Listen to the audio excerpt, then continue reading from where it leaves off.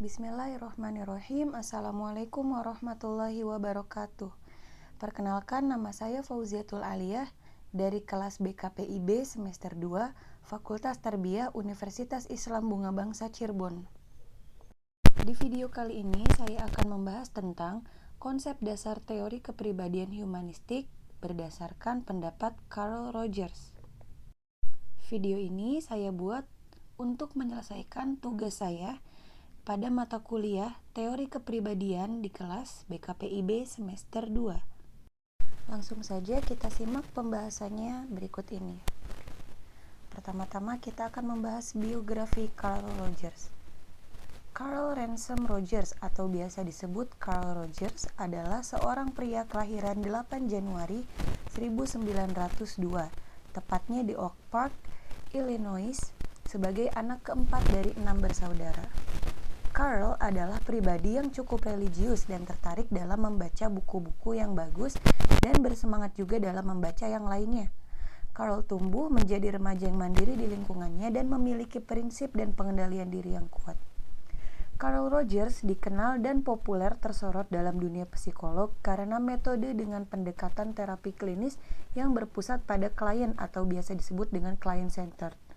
Kemudian, Carl menemukan teori dengan pengalamannya sebagai terapis yang cukup berpengalaman selama bertahun-tahun yang menganggap bahwa manusia pada dasarnya baik atau sehat. Ada sedikit cerita singkat tentang Carl Rogers. Carl pernah beralih menjadi program penelitian otak klinis dan belajar di Columbia College.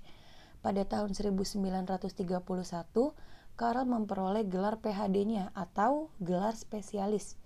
Kemudian, saat itu, Carl mulai bekerja sebagai klinis di Rochester Society dengan tujuan menghindari program penyalahgunaan anak. Di pusat, Carl mengetahui hipotesis Ottorank dan metode perbaikan dan mulai mengembangkan metodologinya sendiri. Kemudian di tahun 1940, Carl mendapatkan tawaran residensi penuh dari Ohio State. 2 tahun kemudian, Carl menulis buku pertamanya yang berjudul Membimbing dan Psikoterapi. Kemudian pada saat itu, pada tahun 1945, Carl mendirikan pusat bimbingan di College of Chicago. Selanjutnya, Carl kembali ke College of Wisconsin untuk mengajar. Pada tahun 1964, Carl mengakui sebuah situasi sebagai kepala eksplorasi di La Jolla, di mana Carl memberikan pengobatan, wacana, dan komposisi hingga kematiannya pada tahun 1987. Konsep inti kepribadian, seperangkat definisi atau aturan untuk menghubungkan definisi dan asumsi ini untuk memperjelas bagaimana mereka berinteraksi dengan peristiwa yang dapat diamati membentuk teori kepribadian. Sebuah teori perilaku umum adalah salah satu yang bertujuan untuk menjelaskan setiap fenomena perilaku yang dianggap signifikan, sedangkan teori domain tunggal hanya berfokus pada kategori peristiwa perilaku tertentu. Beberapa teori psikologi lebih siap untuk menangani setiap kejadian perilaku yang mungkin terbukti sangat penting untuk penyesuaian organisme manusia. Secara alami, teori kepribadian termasuk dalam kelompok pertama karena merupakan penjelasan perilaku yang luas.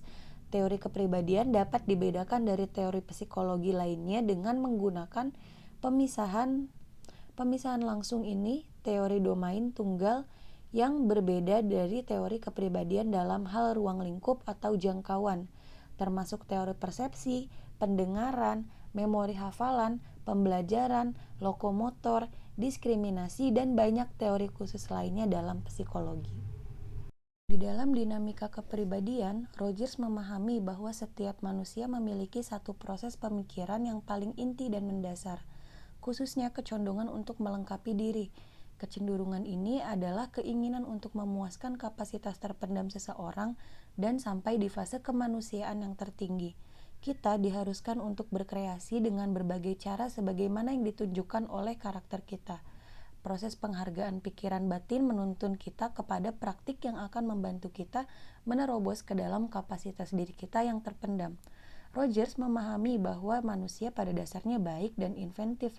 Mereka menjadi sakit atau rusak dikarenakan gagasan diri yang tidak berdaya atau batas-batas luar membatalkan siklus ujian. Kemudian berlanjut ke perkembangan kepribadian. Belum banyak orang yang mengerti bahwa kontras antara pengalaman organisme dan gagasan diri yang tidak disadari sudah mengakibatkan dia merasa gelisah. Rogers mengartikan kegelisahan sebagai kondisi seseorang merasa tidak nyaman atau di bawah tekanan yang alasannya tidak jelas.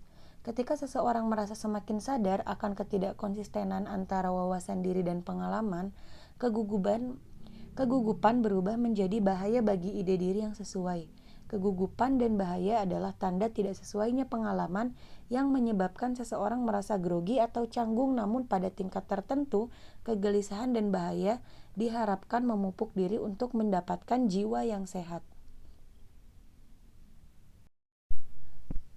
Melanjutkan tadi pembahasan tentang jiwa yang sehat, inilah kualitas individu yang mengalami mental kokoh atau harmonis. Yang pertama, seorang individu dapat melihat dirinya sendiri, orang lain, dan berbagai peristiwa yang terjadi dalam keadaan saat ini secara tidak memihak. Kedua, siap membina diri menuju kesempurnaan diri, atau individu yang bekerja sepenuhnya. Individu yang telah mencapai individu yang benar-benar bekerja ini memiliki kualitas yang menyertainya. Kemudian yang ketiga, alami hidup sepenuhnya dan berharga setiap detiknya. Yang keempat, memiliki keberanian atau dapat menentukan pilihan mereka sendiri. Poin kelima, rasakan sensasi bebas memetik tanpa hambatan. Poin keenam, berpikir secara inovatif dan memiliki pilihan untuk melanjutkan hidup dengan berguna dan adaptif terhadap perubahan yang terjadi dalam keadaan mereka saat ini. Kemudian poin terakhir, implikasi terhadap bimbingan konseling. Carl Rogers adalah seorang psikolog humanistik yang menegaskan perlunya sikap saling menghargai dan tanpa prasangka antara klien dan terapis dapat membantu individu mengatasi masalah-masalah kehidupannya. Teori Carl Rogers berkaitan dengan implikasi bimbingan konseling, yakni dikenal dengan nama client-centered therapy. Kemudian kita masuk ke poin tujuan konseling. Terdapat 3 poin yang disebutkan. Yang pertama, memberi kesempatan dan kebebasan kepada konseli untuk mengekspresikan perasaan-perasaannya, berkembang dan terrealisasi potensinya. Poin kedua, membantu individu untuk sanggup berdiri sendiri dalam mengadakan integrasi dengan lingkungannya dan bukan pada penyembuhan tingkah laku itu sendiri. Terakhir, menuntun konseli untuk melakukan perubahan ke arah yang lebih baik. Tidak terlepas dari peran konselor memberi kebebasan kepada klien untuk mengekspresikan perasaan sedalam-dalamnya dan seluas-luasnya. Sehubungan dengan hal itu, Carl Rogers memaparkan beberapa kriteria atau bagaimana seharusnya sikap seorang konselor kepada konseli, yaitu yang pertama, peka terhadap perasaan sesama manusia. Kemudian bersikap objektif. Ketiga, memiliki rasa hormat terhadap orang lain. Lalu mampu mengendalikan diri sendiri dengan baik. Kemudian menjaga prasangka di dalam dirinya sebagai konselor. Yang terakhir, memiliki rasa empati dan simpati yang tinggi untuk terjun ke dunia klien. Sekian presentasi dari saya. Mohon maaf atas kekurangannya. Saya ucapkan terima kasih. Assalamualaikum warahmatullahi wabarakatuh.